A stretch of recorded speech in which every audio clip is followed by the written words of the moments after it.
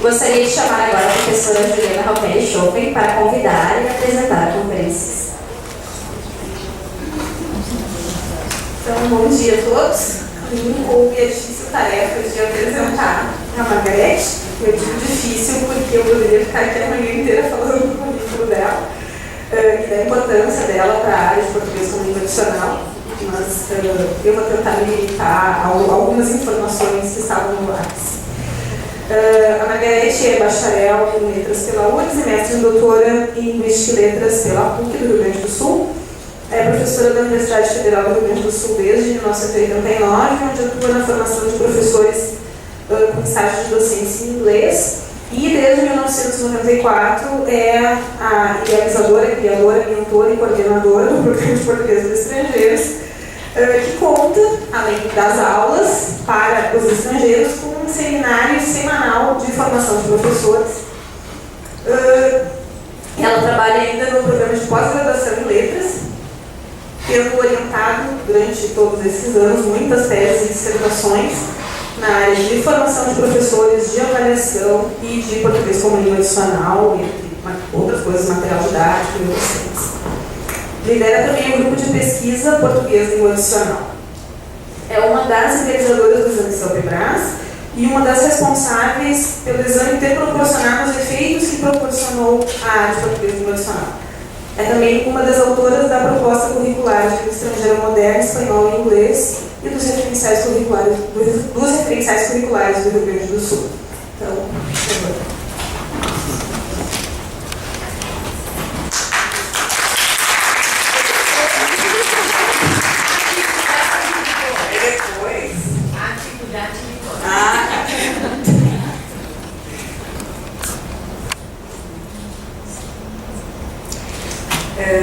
Então, bom dia. Eu não acho que é tanto faz. Eu acho que a gente escolhe por uma razão. Por isso também não há apego.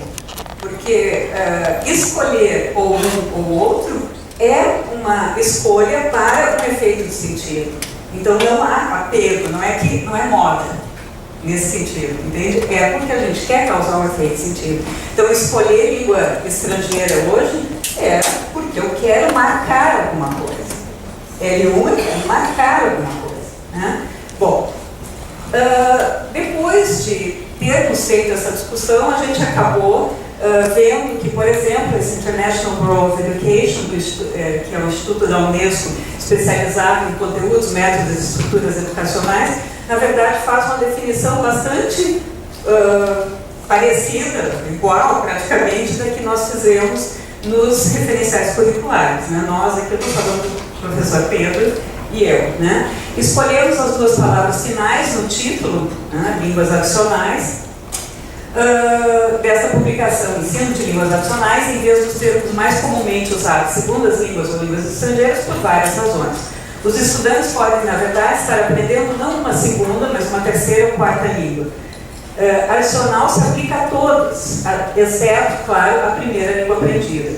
Uma língua adicional, além disso, pode não ser estrangeira, já que muitas pessoas no seu país podem falar essa língua rotineiramente. O termo estrangeiro pode, com efeito, sugerir estranho, exótico ou talvez alheio. Todas essas conotações indesejáveis. Nossa escolha do termo adicional sublinha o nosso entendimento de que línguas adicionais não são necessariamente inferiores ou superiores, nem substitutas para a primeira língua de um estudante. Ou seja, vocês vejam que isso são decisões políticas e de efeitos de sentido pretendidos. Então, assim, eu acho que qualquer um dos termos que qualquer um de nós queira usar, a gente tem opções, mas as opções significam tomar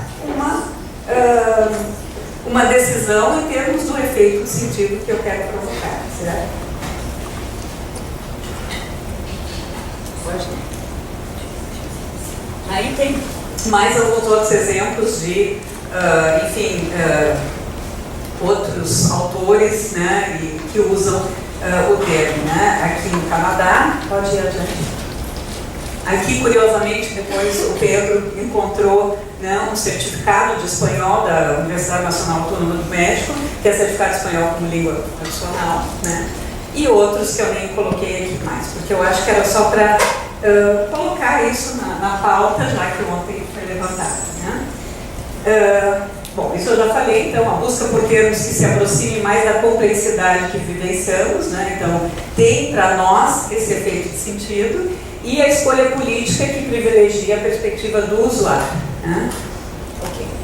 Bom, então, os objetivos a partir disso, o que eu gostaria de discutir com vocês é apresentar uma proposta pedagógica construída com base em projetos de aprendizagem, na esteira do que o Pedro ontem falou. Quer dizer, ele apresentou para vocês os projetos que nós desenvolvemos com o grupo de Cabo Verde, né, junto com a matemática, e eu vou apresentar um outro para vocês hoje mais detalhadamente, para a gente pensar questões de ensino.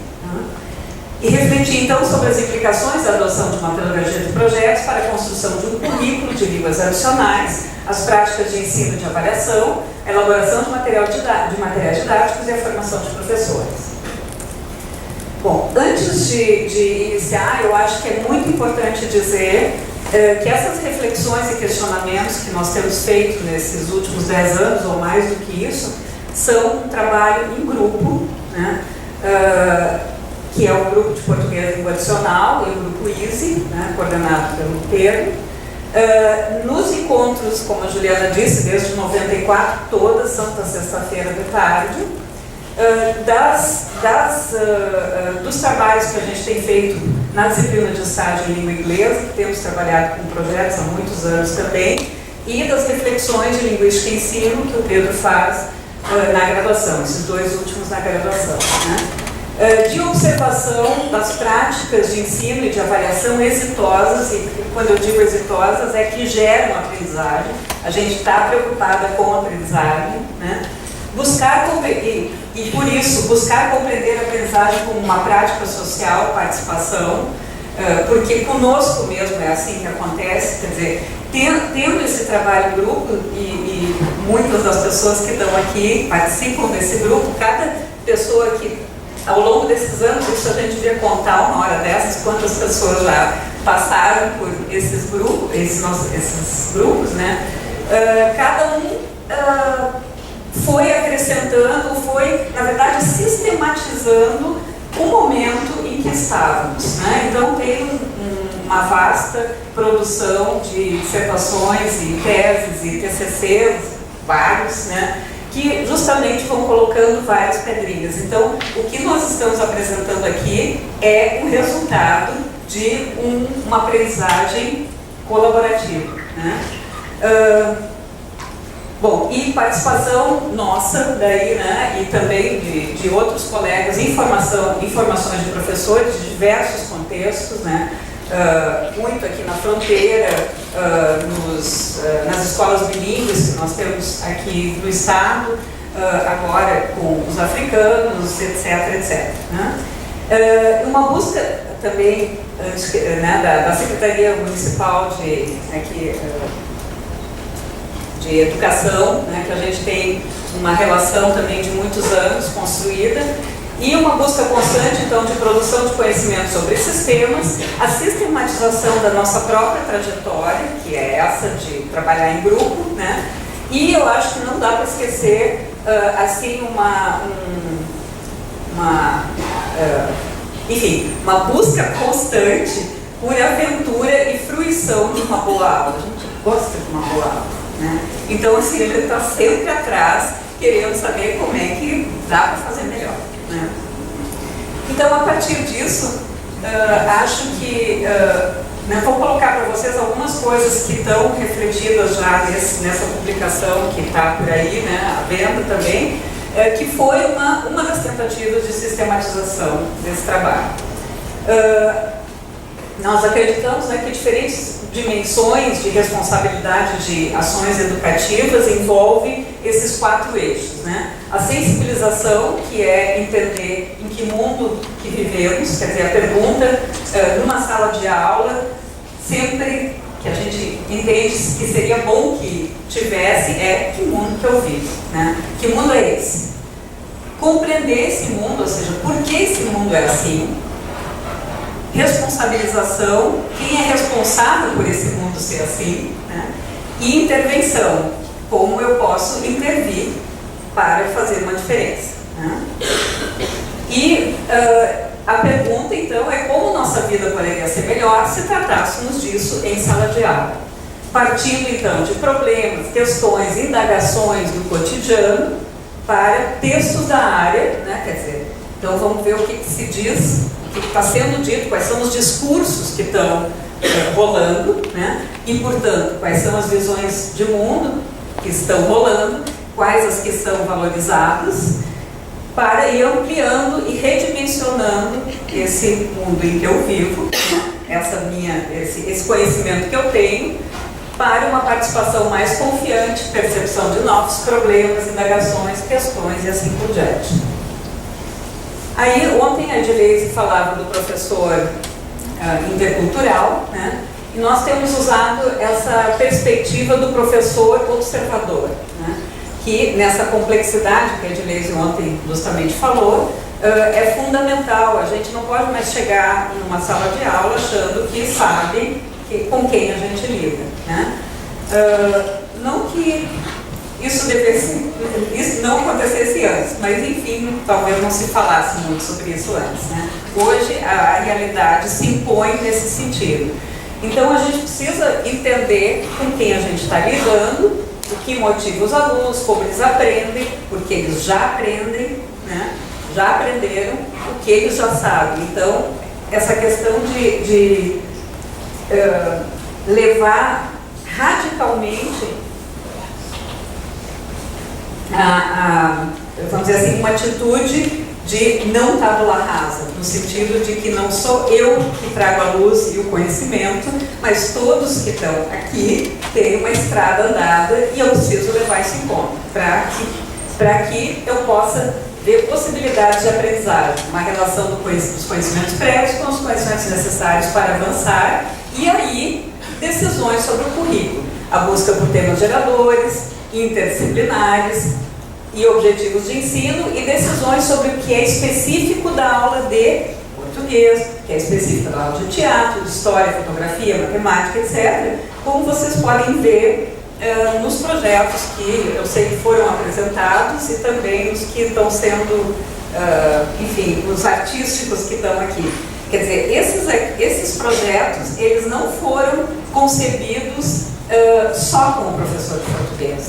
Há uma busca, né, pela técnica, pela pessoa que tem a técnica da fotografia, pela pessoa que é do teatro, pela pessoa que faz. Então, assim, a gente tenta sempre, na medida do possível, de também não se entender como professor de português sabedor de tudo, porque a gente precisa dos conhecimentos técnicos do outro, né, para pensar numa proposta mais interdisciplinar. Então, a partir disso, a importância do planejamento, quer dizer, tendo em mente essas questões, com os nossos parceiros, né, de aprendizagem, a gente vai precisar pensar em quais eixos temáticos e participações podem organizar as questões a serem tratadas, e aí quais projetos podem possibilitar tratar dessas questões e criar um vínculo mais forte com a aprendizagem, quais textos e tarefas. Aí a gente começa como professor, né, chegar mais perto do nosso conhecimento técnico, vamos dizer assim, né? Quer dizer, quais textos e tarefas que podem me ajudar a promover essa aprendizagem, como sistematizar na proposta pedagógica uma avaliação a serviço da aprendizagem. Essas já são coisas bem mais técnicas que dependem do professor, né? Essas outras dependem de todos os professores, vamos dizer assim, de todos os envolvidos, né? Bom, e sempre partindo da ideia que o objetivo de ensino de línguas adicionais, espera-se que o ensino priorize a construção de sentidos, acima de tudo, e de ações, de fazer coisas, né? Então, na prática, como a gente viu, isso significa tratar de temas relevantes, pensar que eles vão ser organizados em gêneros do discurso, né, que compõem esses temas, através do desenvolvimento de projetos de aprendizagem e que envolvam conhecimentos de línguas adicionais integrados a outros conhecimentos. Isso isso aqui, obviamente, vocês sabem, né, conhecem, que um projeto, como vocês estão vendo por aqui, é uma proposta de produção conjunta, né, de uma turma, em relação a um tema selecionado. No caso das fotografias, era assim, o que é Porto Alegre para mim, né, que estou vindo de fora, eu preciso lidar com essa cidade, o que ela significa para mim, né, e relacionado a esse eixo temático, quais são as metas de aprendizagem, o que eu vou precisar aprender para chegar nos textos que foram produzidos e nas imagens que foram produzidas, né? E a partir disso, os objetivos de ensino, o que é preciso ser ensinado para que esses discursos possam acontecer de uma forma confiante, criativa, né, participante. Bom, ao longo desses anos, obviamente eu fiz 2 lâminas de alguns projetos que eu lembrava, né, enfim, que talvez foram tenham sido muito impactantes, mas assim, muitos projetos foram feitos, como eu estava dizendo, vários foram apresentados durante esse evento, estão sendo apresentados, mas assim, isso aqui mostra como, na verdade, isso que a gente está falando aqui é uma produção conjunta, porque esses projetos foram desenvolvidos pelos professores aqui com os seus alunos, né? Então, como sobreviver em Porto Alegre, que era um guia para estrangeiros com informações, etc., né? Olhares sobre Porto Alegre, uma série de reportagens, o jornal online, como fazer churrasco, que era uma reportagem em vídeo, Projeto China, um livro de coletâneas de textos com opiniões sobre a China, uma rádio, né, que eu acho que foi com o Arildo, né? Eu não sei mais quem fez o quê, mas enfim. Murais no campus, feira, um passeio pela Avenida Hanguk, né, que era dos coreanos, que fizeram uma super feira, passaram o dia inteiro. E isso tudo foi tratado em sala de aula, né? Não é assim, aula e isso aqui fora da aula, né? A aula é para fazer esses projetos, né? Isso significa um monte de texto, um monte de escrita, um monte de pesquisa, etc, etc, para se chegar nesse final. Uma série de palestras que foi, inclusive, estudada, né, acho que foi, né, a Ingrid, não foi? Vocês fizeram um trabalho sobre as palestras dos meninos lá, contação de histórias, que vocês têm visto aqui, prática teatral, visita às escolas, com várias interações entre nossos alunos, justamente com pessoas que estão estudando espanhol, inglês, etc. E na semana que vem nós vamos ter então a primeira feira cultural, que agora com a entrada da Gabriela Rula, né, finalmente, como a primeira professora de português língua adicional nesta universidade, de assim, papel passado, né? Ela está organizando com os professores essa feira cultural. Vocês têm, acho que tem mais de 10 projetos aqui, né, sendo apresentados. E que eles fazem, por exemplo, aquele cartaz lá, a mostra do cinema, né, para Brazuca ver, foram eles que fizeram, ou seja, isso são textos dos próprios alunos, né? Bom, mas como eu não estou dando aula para aqueles lá, eu vou falar de um que eu participei, que é, né, um outro projeto que nós desenvolvemos com os professores, então, mas justamente pensando que para se fazer esse tipo de trabalho, é preciso que o professor possa vivenciar esse tipo de experiência, né? Ter esse tipo de experiência. E ontem, eu acho que numa pergunta, né, alguém, enfim, mencionou como, enfim, trabalhar como é que era a pergunta? Se em vez de a gente trazer o texto, os alunos, não seria legal que os alunos trouxessem o texto, né? A gente passa aqui o tempo inteiro, né, lidando com essas coisas e tentando, na verdade, ver como formar um professor que consegue lidar com isso, que consegue lidar com o jogo de cintura, né? Isso, obviamente, significa uma formação técnica importante, né? Bom, então, Pedro trouxe ontem, passou para vocês alguns produtos finais da formação com os professores do ensino básico de Cabo Verde, e eu vou falar sobre um especificamente, que é o livro de Histórias para Não Esquecer, que foi feito com professores de ensino básico da Guiné-Bissau, que o Pedro estava dizendo que foi uma das experiências mais difíceis. Eu acho que essas duas foram. Essa última porque teve a interdisciplinaridade com matemática o tempo inteiro, muito forte, né? E a gente precisou lidar com isso. E essa aqui porque, dentre esses professores todos, talvez esse grupo fosse o mais distante do que nós já havíamos tido como experiência, né? Não que seja mais distante em várias outras coisas. Para começar, são todos seres humanos, né? Então, isso a gente pode contar, né? Que sejam inteligentes, que tenham comunidades organizadas, que façam, enfim, né? Mas talvez o mais distante em termos do que nós sabíamos e do que eles sabiam sobre a gente, né? Bom, então, desses aí eu vou passar para vocês, como o Pedro passou, vocês podem ver os materiais, tá? A gente fez várias coisas, eu não vou me deter muito, porque senão não vai dar tempo, né? Então, assim, os contos da Guiné-Bissau, que foi um DVD, o outro das brincadeiras, né? Os encargos todos feitos por eles. Pode passar. Esses dois encartes, né, da Folhinha de São Paulo, que eles, a partir da leitura, isso aqui é um xerox, obviamente, a partir da leitura da Folhinha de São Paulo, que saiu uma reportagem sobre a infância na Guiné-Bissau, eles fizeram os seus, né, a partir do ponto de vista deles. As memórias de infância e escola, eu só vou passar. E o que eu vou falar um pouco, vou falar mais detalhadamente, as histórias para não esquecer, que é este então. Tá? Então, nesse projeto Histórias para Não Esquecer, obviamente, para começar a discussão, a gente, né, começou com essas perguntas, né, como professor, como formador.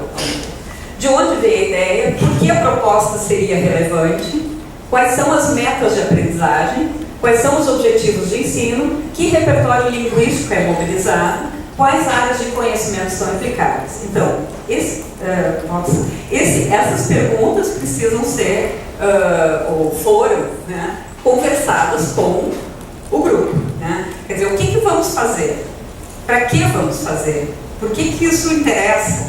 E se vamos fazer isso, que foi a decisão, o que nós precisamos aprender para fazer isso? Porque a gente não sabe ainda fazer. A gente tem coisas para aprender. E o que vamos aprender? Então, essa é uma decisão do grupo para se iniciar. Esse início é bem complexo, leva tempo. No nosso caso, claro que vai sendo empurrado, porque a gente só tem um mês, mas em aulas, isso às vezes leva várias aulas para se chegar a uma decisão sobre o que é relevante eu aprender. Não é muito simples, né? Ainda mais a gente com justamente a nossa cultura de aprender, que não, o professor em geral não pergunta o que quer aprender, ou o que precisa aprender, na verdade, né? E ele chega dizendo o que eu vou ensinar, né? O que eu posso ensinar. Bom, então a partir dessas perguntas, né? Fomos pensando no eixo temático, que foi, isso só existe aqui, no caso, na Guiné-Bissau, né? Identidades, que obviamente eles estavam falando sobre eles, eram histórias para não esquecer, a vida na Guiné-Bissau e no Brasil. Foram esses eixos temáticos que apareceram, né? E a problematização, o que temos para contar da nossa comunidade para os brasileiros. Obviamente isso era altamente relevante. Eles estavam pela primeira vez no Brasil e querendo falar sobre si, como os alunos que vocês estão vendo aqui contando as suas histórias. Isso justamente motiva muito a aprendizagem, né? Então ficou Histórias para Não Esquecer, confecção de um livro com coletânea de histórias, assim, almanaque, coisas sobre a cultura, coisas sobre modos de vida, etc., lendas, fábulas e anedotas.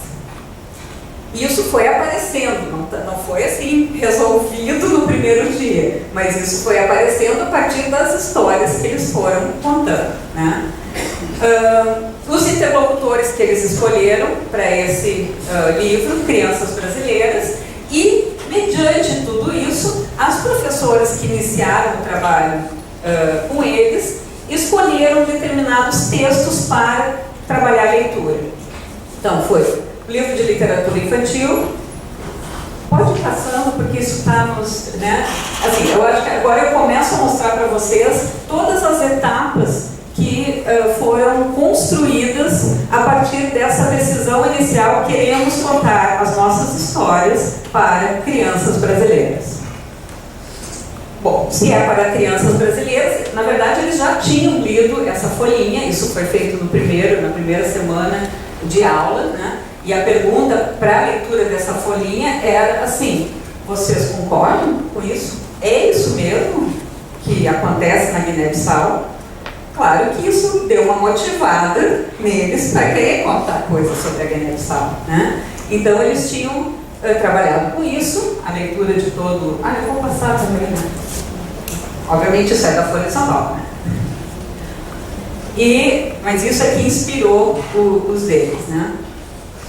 Aí depois, a leitura coletiva e discussão deste livro da Marília Castanha, o mapa, e a escrita de texto e o continente, escrita do texto e ilustração. Após a escrita e ilustração, os alunos foram organizados em grupos, cada um apresentou sua produção e um de cada grupo ficou responsável por contar à turma as principais ideias discutidas no grupo, mostrando as produções de cada um. E aí a exposição desses textos na sala para a leitura dos colegas. Um dos textos, volta um pouquinho. Esse texto, Eu Continente, é um texto que é justamente um africano contando do que ele se compõe, entende? Ele como um continente, do que ele se compõe. Então, a proposta foi feita para inspirado nesse texto, para que eles fizessem uma ilustração e fossem colocando que coisas eles são, né? Ou que partes eles têm, certo? E isso que então foi discutido pelo grupo, etc, etc. Isso é mais um detalhe, né? Uma parte do texto também, Agualá, lugar continente, da mesma autora. Então, exploração inicial das ilustrações e da ideia de Agualá, exploração que é lugar continente, exploração geral do livro, leitura detalhada dos textos sobre a palavra e sobre as histórias do povo africano, uso de diferentes modalidades de leitura, socializada, feita pela professora, individualizada, silenciosa, né? Compartilhada, em que cada um lia uma parte, comparadas para discussão sobre o que estavam entendendo, para levantar questões relacionadas aos textos, para fazer registros no quadro e para relacionar o texto com a cultura e a tradição de Guiné-Bissau. Vocês vejam que isso aqui só um professor, um bom professor de português, sabe fazer. Ou seja, como lidar com leitura. Isso é técnico nosso, né? Então, isso é a aula de português, né?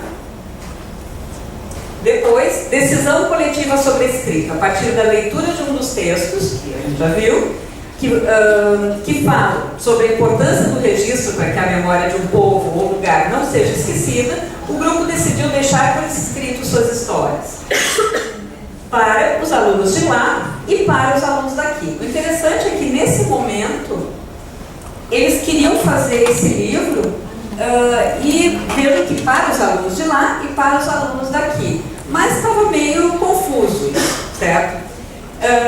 Numa perspectiva de compartilhar culturas. E aí eles começaram efetivamente com a escrita.